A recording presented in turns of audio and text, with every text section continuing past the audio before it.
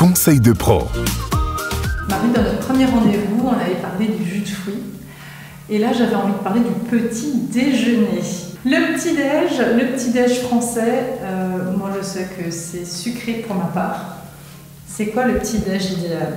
Le petit déjeuner français, on va le prendre tel qu'on nous le présente par exemple en boulangerie quand on va l'acheter. Qu'est-ce qu'on va retrouver ? Un morceau de baguette, un croissant, un petit carré de beurre, en général 10-15 grammes, un petit pot de confiture. Et après, en général, on a le choix entre un jus de fruits, un chocolat chaud.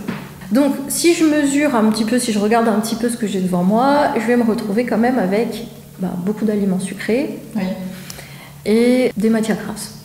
Pas forcément les meilleurs. Du beurre, un petit peu dans les viennoiseries, dans les choses à tartiner. Alors, en nutrition, c'est une aberration, le petit déjeuner français. Si on regarde nos besoins du matin, quand on se réveille, on a besoin de quoi le matin en fait ? On a besoin déjà de bien s'hydrater. De l'eau, oui, de l'eau. Le café, ça déshydrate.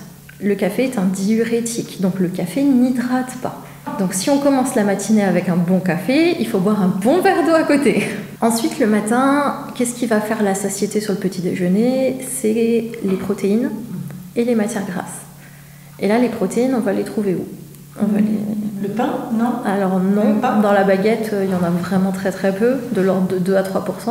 On va aller les chercher dans les œufs, dans le jambon, dans le fromage blanc, dans du poisson.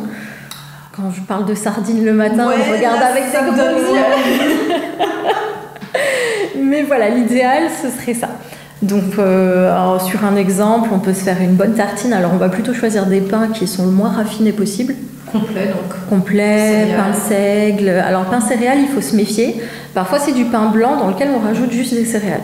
Après, il existe aussi des pains avec des vieilles farines qu'on va retrouver, du pain de petit épeautre, du pain de camute, qui sont ultra intéressantes pour leur côté digeste. Et puis, souvent, ça va être des pains au levain. Donc ça, avec par exemple pour les matières grasses, soit je vais mettre du beurre dessus, soit un avocat par exemple, on peut tout imaginer. Un petit peu d'œuf brouillé sur la tartine et quelques tomates cerises. Avec une boisson à côté, et là j'ai mon petit déjeuner. Ça c'est un petit déjeuner équilibré. Ça c'est un petit déjeuner équilibré, oui. Donc pas de sucre du tout là, quand j'entends ce que tu me dis. On évite en majorité, sauf si on a une activité physique après. Le sucre, il va être intéressant si on a une activité physique derrière le petit déjeuner. Bon, on va revoir notre petit déjeuner grâce à toi, Marie. Merci beaucoup pour ces conseils et puis à très vite.